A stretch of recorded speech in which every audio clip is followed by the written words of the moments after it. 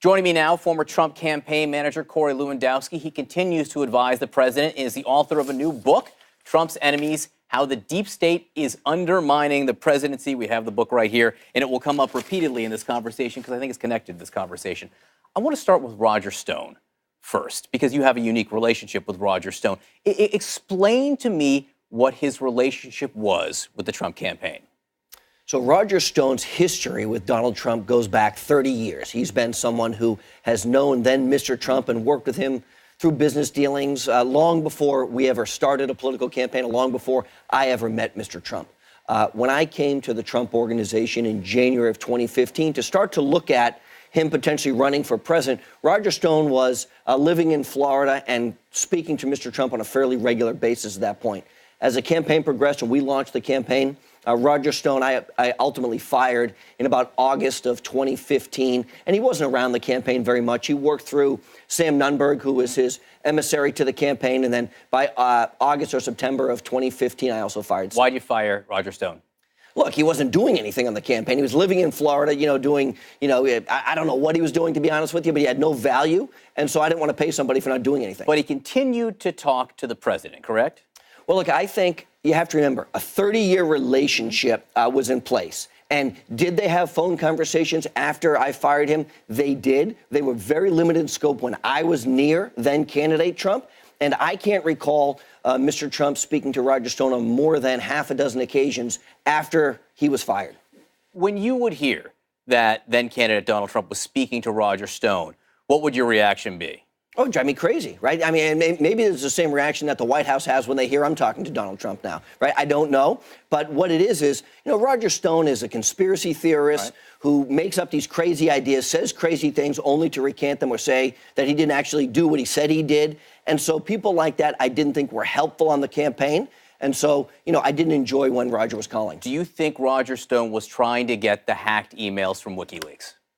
Well, he said he met with WikiLeaks, or he said he met with Julian Assange. This is what he wrote in emails. These are his own words. Only when pressed on them did he say, well, what I said and what I did were actually two separate things. So I don't know. But if you take Roger at his own words, which are very difficult to do because most of the time he's lying when he's talking, I don't know what the truth is. You think it's possible he was involved with the release of the hacked emails? I don't know. Look, do I think Roger wants to pretend to be this master of the dark arts and has access to all of this information that he really has no access to and takes credit for things he had nothing to do with? Absolutely. Do you think it's possible he spoke to the president about WikiLeaks and what they had in their possession? I don't know, and I can tell you whenever I was with then Mr. Trump, candidate Trump, never was I there if he was speaking to Roger Stone about that particular topic. There's a denial from Rudy Giuliani, who's the president's current attorney, told the Washington Post the president does not recall ever speaking to either Stone or Corsi about WikiLeaks. As you know from being in the business, I do not recall. It's not a no. Yeah, look, again, I don't know Jerome Corsi, just to be clear. You've never met him? I don't believe I have, maybe in passing, but no substantive relationship whatsoever, never phone conversations. I don't ever remember then candidate Trump saying to me, Roger Stone just called and spoke about WikiLeaks. That conversation never happened. And I think if it would have happened between Mr. Trump and Roger Stone, I would have known about it. So overnight, it's like the bar at Star Wars in terms of the characters coming up. Paul Manafort, there was a story in The Guardian that he had met with Julian Assange when he was coming onto the campaign. Manafort vehemently denies that. It is when you were still campaign manager. Any knowledge of it? None whatsoever. And look, to be fair, I'm not a fan of Paul Manafort.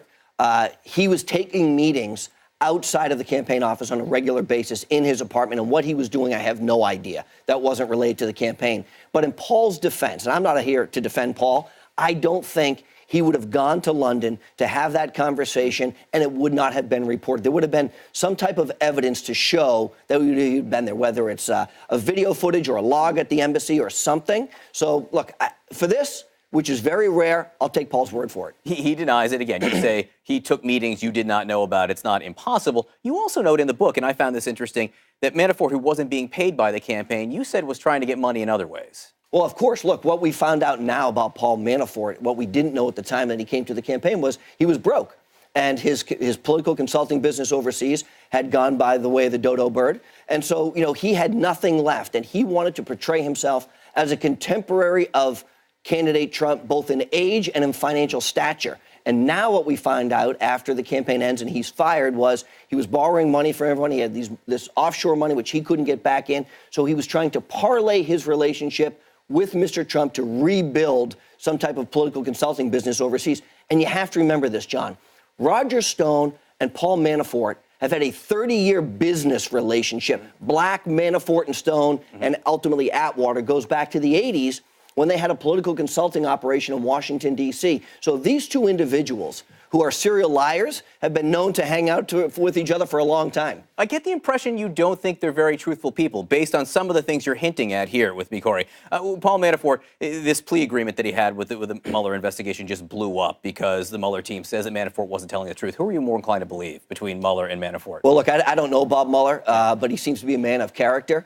And I hope he has a truthful and honest investigation. And when that investigation comes out, I hope it's made public. Right. Between the two, if I had to choose, I'm going to pick Bob. And you do want it to become public. You don't want Matt Whitaker to table if it's up to me, and the president has never asked me, and I've never spoken about it, if the report comes out, the entire thing should be given to the American people, and it should show, and I hope Bob Mueller does this, what also took place on the other side of the aisle with Clinton hiring a British spy to go to Russia, and we should find the entire story out. So I hope they release the entire document. Just by point of fact, it was Clinton's lawyer who hired a firm that hired Steele in terms of the timeline there. I do want to ask one question about the book beyond what I asked you about Manafort there. You talk about the November 9th Club. I like clubs. So you talk about the November 9th Club in terms of the president. Explain what that is and if any of those people are still around. Well, the November 9th Club is the group of individuals who decided to support Donald Trump only after he won the election. And look, in the history of presidents, that's been okay. I think of Jim Baker, who was on the opposite side before he became the chief of staff to Ronald Reagan, and that's okay. The difference is these individuals, not only did they not support him when he ran for president, they didn't vote for him when he was on the ballot, they took their own agenda, not the president's agenda, and they brought it to Washington.